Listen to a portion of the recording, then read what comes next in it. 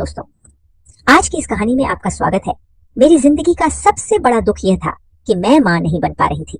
जब भी मैं गर्भवती होती 6 महीने बाद ही मेरा बच्चा गिर जाता।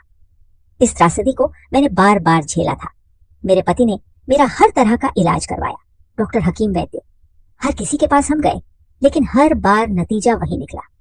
उस दिन मैं अपनी सोच में डूबी हुई थी। क्या मेरी जिंदगी में कभी यह अधूरापन खत्म होगा? क्या मैं कभी मां बनने का सुख पा सकूंगी, या फिर यह मेरी किस्मत में ही नहीं लिखा? अचानक किसी की नजरों की तेज चमक ने मुझे हड़बड़ा दिया। मैंने अपनी नजर उठाकर देखा। सामने शीशे के गमले साफ करता हुआ हमारा नया नौकर खड़ा था। उसकी आंखें सीधे मुझ पर टिकी हुई थी। वह इस तरह मुझे देख रहा था मानो मेरे अंदर तक झांक लेना चाहता हो। जैसे ही मेरी नजर उस पर पड़ी, वह छुप गया। उसने फौरन अपनी नजरें झुका ली और फिर से गमले को साफ करने में लग गया। लेकिन उसकी आंखों में जो कुछ था वह मुझे बेचैन कर गया। क्या वह मेरी तकलीफ को समझ गया था, या फिर उसने सिर्फ यूं ही देख लिया था? कुछ दिन पहले ही हमारा पुराना नौकर काम छोड़कर चला गया था और उसके बाद मेरे पति ने नया नौकर रखा था। वह नौकर लगभग 24 से 25 साल का था और घर के छोटे मोटे कामों के साथ साथ ड्राइवरी भी करता था। मेरे पति ने उसे खासकर मेरे कामों के लिए रखा था। मुझे जहां भी जाना होता वहीं नौकर मेरी गाड़ी चलाने और मुझे साथ लाने का जिम्मा निभाता था। शुरुआत में मुझे इस बदलाव में कोई खास फर्क नहीं महसूस हुआ था, लेकिन जल्दी ही मैंने एक अजीब बात महसूस की। जब मैं गाड़ी की पिछली सीट पर बैठी रहती तो वह नौकर बहाने बहाने से मुझे घूरता रहता। मुझे पता था कि वह जानबूझकर मुझे देख रहा था, लेकिन जैसे ही मैं उसकी तरफ देखती वह फौरन अपनी नजरें घुमा लेता। मैं नहीं समझ पा रही थी कि यह उसकी नजरें मेरे प्रति क्यों बदल रही थी, या फिर मैं किसी और वजह से ही उसे बेचैन कर रही थी। लेकिन यह स्थिति मुझे और अधिक असहज करने लगी थी, खास तौर से जब मेरे पति के साथ घर में होने वाली बातचीत बढ़ी। मेरी बीमारी ने उसे मुझसे दूर कर दिया था। वह मुझसे तंग आ चुका था। मेरी यह परेशानी, बार बार गर्भपात होना, उसे भी मानसिक और भावनात्मक रूप से थक चुका था। हम दोनों के बीच अब वह प्यार और समझदारी नहीं रही थी जो पहले हुआ करती थी। वह ज्यादा देर तक मेरे साथ नहीं रह पाता था और घर की बातों में भी कुछ न कुछ उलझन रहती थी। मेरे पति को मेरे इस हालात के चलते गुस्सा और परेशानी होने लगी थी और मैं महसूस कर रही थी कि अब वह मुझसे बेजार हो चुका था। मुझे अपनी ही असहाय स्थिति पर घिन महसूस होती थी। एक ऐसी महिला जिसके पास सब कुछ था, दौलत, शोहरत और एक अच्छा पति, फिर भी वह बच्चा नहीं जन्मा सकती थी। मैंने महसूस किया कि दुनिया मुझसे दूर हो रही थी। जब भी मैं किसी पार्टी या महफिल में जाती, खासकर महिलाओं के बीच, तो मुझे महसूस होता कि वे मुझसे दूर हो जाती थी। मुझे ऐसे महसूस होता जैसे मैं कोई अछूत हूँ। खासकर प्रेग्नेंट औरतें मुझे ऐसे देखती जैसे मैं कोई डायन हूँ जिससे उनका बच्चा मर जाएगा। मुझे पता था कि लोग मुझे इसीलिए बर्दाश्त करते थे क्योंकि मेरा पति एक बड़ा बिजनेसमैन था। उसकी पहचान और पैसे के कारण लोग मुझे नजरअंदाज नहीं कर सकते थे। लेकिन सच यह था कि मेरी बीमारी और बार बार होने वाले गर्भपात ने मुझे समाज से दूर कर दिया था। लोग मुझसे बात तो करते थे, लेकिन दिल से नहीं। सिर्फ मेरे पति के पैसे और तात्कालिक फायदे के लिए मेरे पास आते थे। जब भी मैं किसी पार्टी में जाती, मुझे साफ महसूस होता था कि औरतें मुझसे ठीक से बात नहीं करती थी। वे मुझसे दूर रहने की कोशिश करती थी, जैसे मेरा होना उनके लिए किसी मुसीबत का कारण हो। सबको यह पता था कि जब भी मैं गर्भवती होती, 6 महीने के बाद मेरा बच्चा गिर जाता था। ये किसी औरत के लिए बहुत बड़ी परेशानी होती है। जब एक औरत अपने पेट में अपनी औलाद को महसूस करती है, उसकी धड़कनें और उसकी हलचल, तो वह उससे गहरे रिश्ते में जुड़ जाती है। फिर जब अचानक वह सब कुछ खो देती है तो यह उसके लिए बहुत दर्दनाक होता है। यह दर्द शारीरिक ही नहीं, मानसिक और भावनात्मक भी होता है। औरत के लिए यह स्वीकार करना मुश्किल होता है कि वह अपनी संतान को जन्म नहीं दे सकती। बार बार ऐसा होने से आत्मविश्वास भी खत्म हो जाता है। मैंने अपने आंसू पोंछे और घर में करने के लिए मेरे पास कोई काम नहीं था, क्योंकि हर काम के लिए नौकर थे। इसीलिए मैं हमेशा अपनी ही सोच में खोई रहती थी। रात को जब संजय घर आता तो मेरा चेहरा देखकर उसके माथे पर चिंता के निशान लगते थे। संजय मेरे बाबा के साथ काम करता था। मैंने उसे पहली बार मेरे बाबा के ऑफिस में देखा था और फिर मेरे बाबा ने ही इसे मुझसे शादी के लिए कहा। इस पर संजय को कोई एतराज नहीं था। हम दोनों की शादी को 7 साल हो गए थे। इस समय में मैंने 4 बार गर्भ धारण किया, लेकिन हर बार मेरा बच्चा गिर गया। संजय ने मेरे इलाज के लिए हर कोशिश की, कोई भी तरीका नहीं छोड़ा। मुझे विदेश भी लेकर गया, लेकिन मेरी बीमारी का कोई इलाज नहीं मिला। अब तो संजय भी मुझसे परेशान रहने लगा था। वह मुझसे कहता था, 7 साल हो गए हैं, लेकिन मैं अब थक चुका हूँ। इतनी सारी जायदाद है, लेकिन इसका कोई वारिस नहीं है। मुझे आगे की कोई उम्मीद नहीं है। मैं क्या करूंगा? इतनी संपत्ति का अगर मैं मर गया तो सारा कुछ दूसरों के हाथों में चला जाएगा। आज भी मैं गुमसुम बैठी उसकी बातें ही सुन रही थी। उसे क्या कह सकती थी? पिछले 3 साल से वह मुझे ऐसे ही बातें सुना रहे थे, लेकिन मैं बिल्कुल खामोश थी। इसकी बातों का मतलब अच्छी तरह से जानती थी जो वह चाहता था। मैं इसकी इजाजत उसे किसी कीमत पर भी नहीं दे सकती थी। वह 3 साल से मुझे दबे दबे लफ्जों से कह रहा था, लेकिन आज तो जैसे उसने मुझे साफ कह दिया था। कहने लगा, मैं दूसरी शादी करना चाहता हूँ। मैं रोने लगी। संजय, ये क्या कह रहे हो? मैंने उसका हाथ पकड़ लिया। मैंने कहा, ऐसा मत करो। तुम क्या समझते हो औलाद के ना होने का गम सिर्फ तुम्हें है, मुझे नहीं है। मैं अपनी औलाद खो देने के बाद लोगों के इतने घटिया रवैया को भी बर्दाश्त करती हूँ, और ऊपर से तुम मुझ पर एक और जुल्म करने के लिए कह रहे हो। मेरे घर में सौतन लाना चाहते हो। संजय को मुझसे मोहब्बत थी। शायद यही वजह थी कि पिछले 7 सालों से वह मुझे यह बात कहते हुए कतरा ही रहा था। लेकिन वह था तो एक आदमी ही, और वह कुछ भी कर सकता था। मैं अपने घर में किसी भी दूसरी औरत को बर्दाश्त नहीं कर सकती थी, ना ही अपना पति किसी के साथ बांट सकती थी। मुझे बस इसी बात का डर था। वह कहने लगा कि तुम औरतों के पास यह प्लस पॉइंट है कि जरा सी बात पर रोकर अपना दिल का बोझ हल्का कर लेती हो। लेकिन बताओ मैं क्या करूं? मुझे औलाद चाहिए, वह भी हर हाल में। मैंने अगर और साल बर्बाद कर दिए तो और मुश्किल हो जाएगी। मैंने कहा, संजय, तुमने जैसा चाहा मेरा इलाज करवा दे रहे हो, अभी जो चाहे कर लो। मैंने कभी इनकार तो नहीं किया, लेकिन मुझे इस तकलीफ में मत डालो। इस बार उन्होंने अपना हाथ मेरे दोनों हाथों से खींचा और उठकर बाहर चले गए। मैं पूरी रात रोती रही। सुबह मेरी आंखें बहुत ज्यादा सूजी हुई थी। संजय मेरे उठने से पहले ही जा चुके थे। मैं कमरे से बाहर आई तो नौकर मुझे नाश्ते का पूछने लगी। मैंने कहा, मुझे कुछ नहीं खाना, बस एक कप चाय दे दो। मैं हॉल के सोफे पर ही बैठ गई थी, जहां वह नौकर शीशे की टेबल और गमले को कपड़े से साफ कर रहा था, और मेरी आंखें देखकर कहने लगा कि आपको कोई मसला है, आपके साथ कोई परेशानी है, सब क्यों हर वक्त इतनी उदास रहती हैं? मैंने अजीब अंदाज से उसे देखा। मैंने कहा, अपने काम से काम रखो, मैं कैसी हूं कैसे नहीं, तुम्हें कोई जरूरत नहीं है इस बात में इंटरेस्ट लेने की। उसने अपने कंधे उचका और गहरी सांस ली। दोबारा से गमला साफ करने लगा। नौकर ने मेरे सामने चाय का कप रख दिया और फिर चले गए। मैंने चाय का कप पकड़ा और पीने लगी। तभी वह कहने लगा, आप किसी से अपना गम बता दें तो हो सकता है ना आपकी परेशानी दूर हो जाए। उसकी यह बात मुझे चौंक आ गई। मुझे हैरानी हुई कि वह कैसे जानता था कि मुझे क्या परेशानी है, जबकि उसे तो अभी 1 महीना ही हुआ था। घर में काम करने आए। फिर मैंने सोचा कि शायद घर में इतने सारे नौकर ना रानियां हैं, किसी ने मुझे लेकर बात की होगी। फिर एक और ख्याल आया कि हो सकता है यह किसी पीर फकीर को जानता हो जो मेरी परेशानी का हल कर सकता है। मैंने उससे कहा, इधर आओ, जरा मेरी बात सुनो। मेरा यह कहना था कि शायद वह पहले से ही इस बात के इंतजार में था। फौरन ही उसने सफाई वाला कपड़ा एक तरफ रखा और मेरे पास जमीन पर आकर बैठ गया। मैंने हैरान होकर उससे पूछा, तुम्हें कैसे पता कि मुझे क्या परेशानी है और मैं क्यों इतनी उदास और परेशान रहती हूँ? मेरी बात सुनकर वह थोड़ी देर चुप रहा। फिर उसने धीरे से कहा, पता चल जाता है मुझे। मैम, मुझे आपका हाल देखकर बहुत दुख होता है। फिर वह थोड़ा रुककर बोला, यह बात आपकी नौकरानी ने मुझे बताई थी।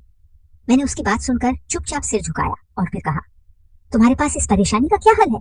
मेरी बात सुनते ही उसकी नजरें झुक गई। कुछ देर तक वह खामोश रहा। फिर उसने कहा, परेशानी का हल तो है, लेकिन आप शायद ये काम नहीं कर सकती। मेरे मन में इस बात से खलबली मच गई। मैंने उसे घूरते हुए कहा, ऐसा भी क्या काम है जो मैं नहीं कर सकती?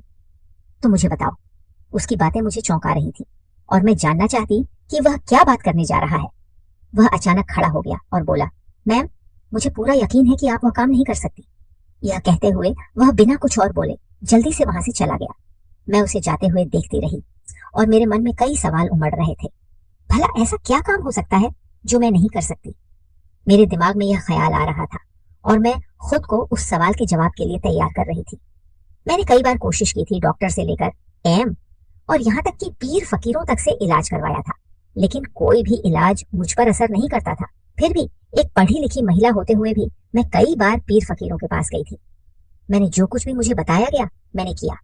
उन्होंने जो तरीका बताया मैंने उसे अपनाया, लेकिन आखिरकार मुझे हर बार वही निराशा ही हाथ लगी। अब मुझे यह समझ में नहीं आ रहा था कि वह नौकर ऐसा क्या जानता था, और क्या वह सचमुच किसी हल के बारे में बात कर रहा था या फिर बस मुझे बहलाने की कोशिश कर रहा था। इंसान उम्मीद पर ही जिंदा रहता है, यही सच है। जब उसे लगता है कि शायद कोई रास्ता उसे दिखे तो उसकी उम्मीद फिर से जिंदा हो जाती है। मुझे भी उस वक्त एक नई उम्मीद से मिल गई थी। मैं सोचने लगी थी कि शायद वह नौकर मुझे जो इलाज बताना चाहता है वह मेरी परेशानी का हल हो। एक छोटी सी उम्मीद, एक छोटा सा विश्वास जो मेरे दिल में जागा था, वही मुझे हर दर्द और हर तकलीफ से बाहर निकालने का एक मौका दे सकता था। मैंने तय कर लिया था कि जो भी वह बताने वाला है मैं वह जरूर करूंगी। उस समय मुझे बस एक चीज की उम्मीद थी और वह थी मेरा इलाज। अब मेरे मन में एक नई उम्मीद पलने लगी थी और मैं उस रास्ते पर चलने को तैयार हो गई थी जिसे वह नौकर सुलझाने वाला था। लेकिन एक और परेशानी थी जो मुझे बहुत परेशान कर रही थी। वह परेशानी यह थी कि मेरे पति संजय ने मुझे खुद से दूसरी शादी करने की बात कही थी। उन्होंने कहा था कि अगर मैं अपने इलाज से ठीक नहीं होती तो वह औलाद के लिए दूसरी शादी करेंगे। यह बात मुझे अंदर से चीर रही थी। मैंने अपनी पूरी जिंदगी अपने पति के साथ बिताने का सपना देखा था और अब यह बिखरता हुआ सा लगता था। मुझे समझ में नहीं आ रहा था कि मैं क्या करूं। मुझे किसी भी हालत में औलाद चाहिए थी, चाहे मुझे कोई भी रास्ता क्यों ना अपनाना पड़े। लेकिन एक और बड़ी बात यह थी कि मैं अपने पति को छोड़ नहीं सकती थी। मैं किसी दूसरी औरत को अपनी जगह नहीं लेने दे सकती थी। अगले दिन जब मैं शॉपिंग के लिए घर से निकली तो उसी नौजवान ड्राइवर के साथ बाहर गई थी। गाड़ी में बैठते ही कुछ हल्की फुल्की बातें करने के बाद मैंने उससे सीधे पूछा कि वह मुझे वह इलाज बताए जिससे मेरी परेशानी खत्म हो सकती है। मैं हर हाल में वह इलाज करवाना चाहती थी। बस मुझे उम्मीद थी कि वह मुझे कुछ रास्ता बताएगा। वह थोड़ी देर तक चुप रहा, फिर उसने कहा, मैम, मैंने आपको पहले ही कहा है कि यह आपके बस का काम नहीं है। औरतें हर काम नहीं कर सकती। मैंने एक बार फिर से उसे यकीन दिलाया। क्या यह इलाज 100% मुझे औलाद दे सकता है? वह झिलकते हुए बोला, हाँ बिल्कुल हो सकता है, और इस पर तो मैं शर्त भी लगा सकता हूँ। उसकी बातों में ऐसा भरोसा था कि मैं सोचने लगी शायद यह सच हो। मैंने पूछा, क्या कोई बाबा है या कोई डॉक्टर या हकीम जो इसका इलाज करता हो?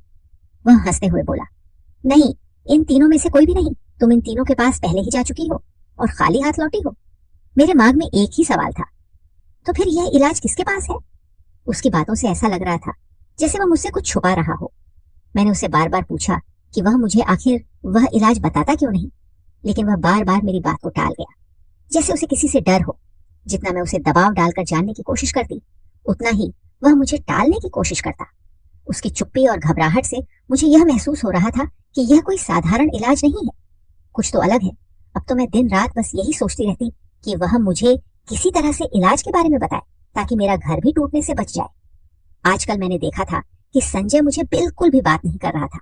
ऑन फिर से घर आता तो लैपटॉप लेकर बैठ जाता और उसके बाद मोबाइल पर कभी अपने दोस्तों से बात कर रहा था तो कभी चैट करता रहता। अगर मैं इससे कोई बात शुरू भी करती तो वह मुंह बनाते हुए कमरे से बाहर निकल जाता। लेकिन इसके बाद जो मैंने देखा, मेरे पैरों के नीचे से जमीन ही निकल गई।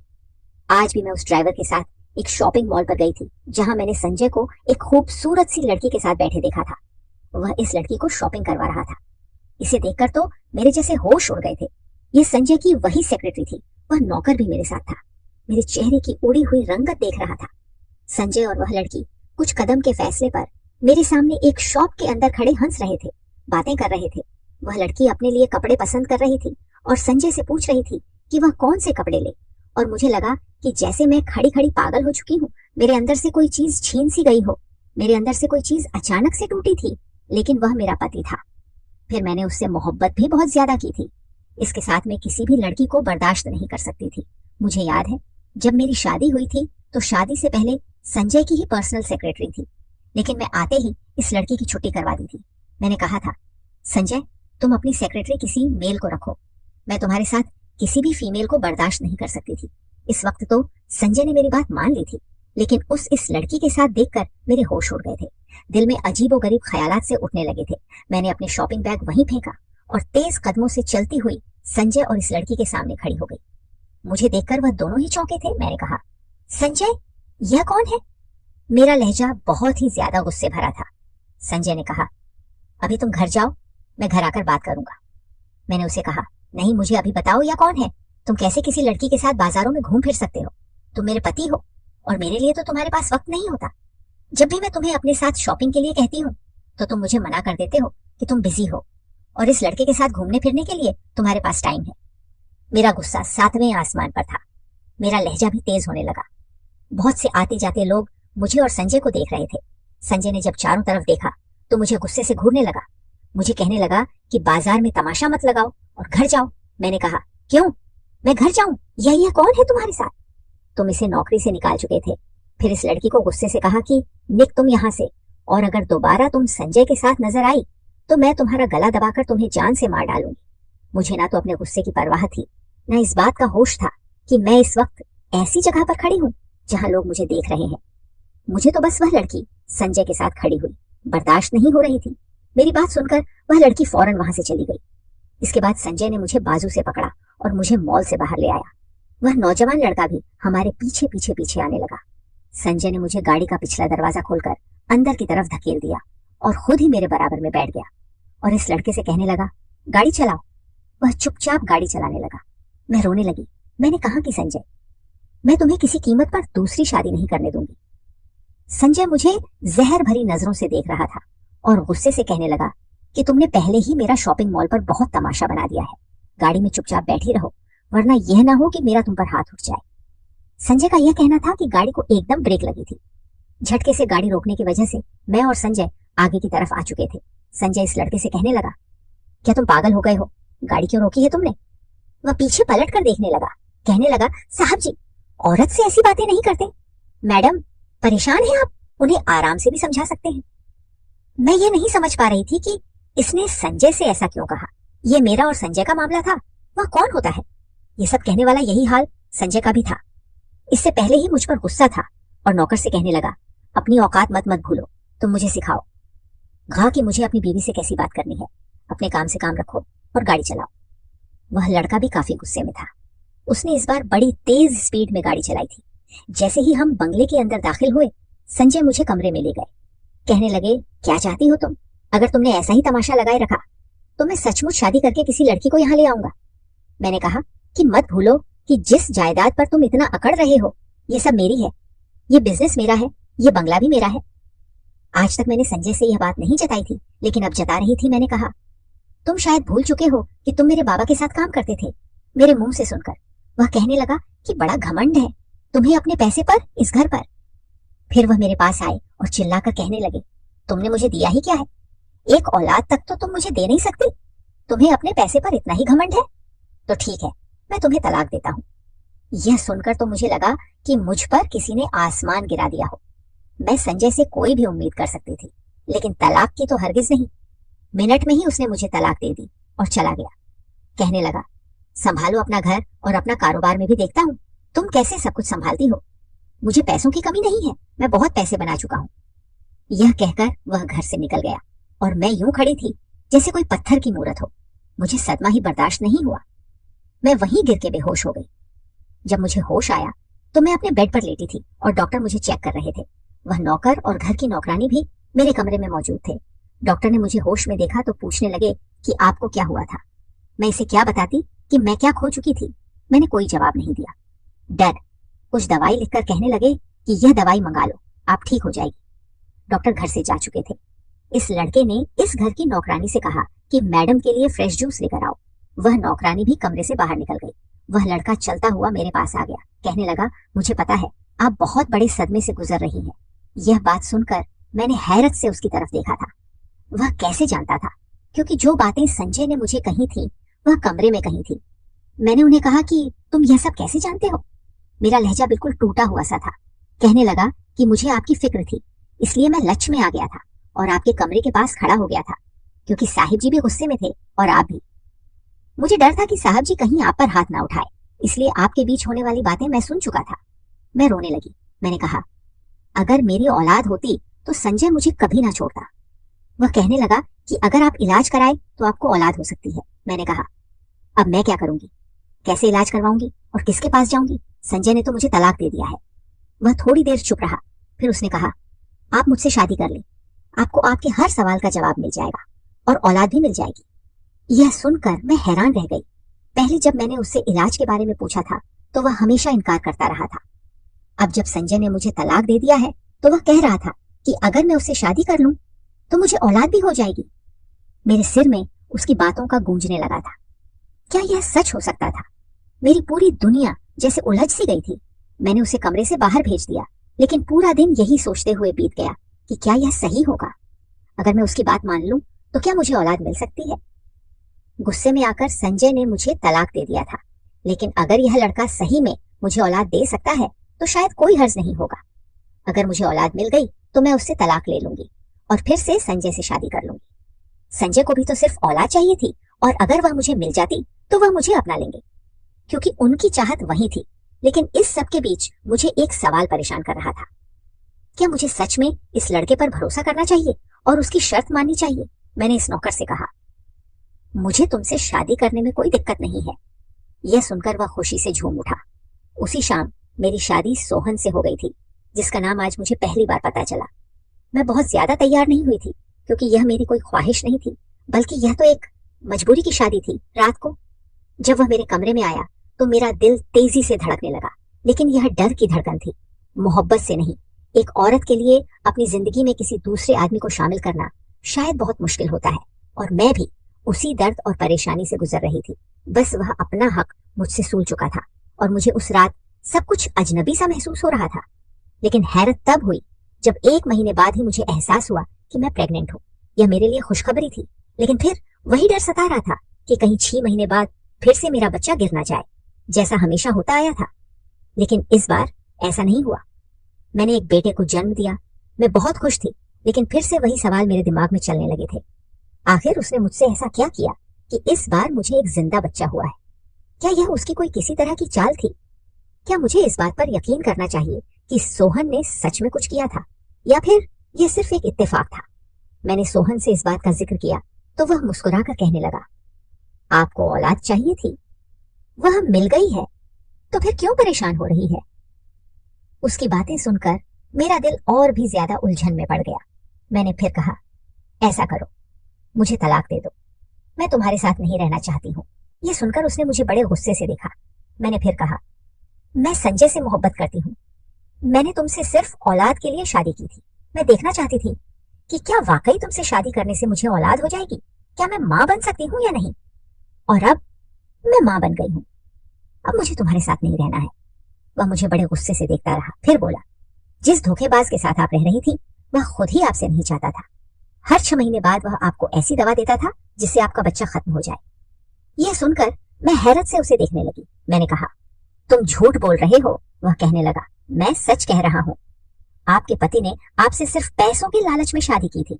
उनके पास जरिया कम था और वह एक कामयाब बिजनेसमैन बनना चाहते थे, लेकिन आपको वह सिर्फ एक साधन की तरह इस्तेमाल कर रहे थे। वह आपसे मोहब्बत नहीं करते थे। मोहब्बत तो उस लड़की से करते थे जिसे आपने मॉल में उनके साथ देखा था।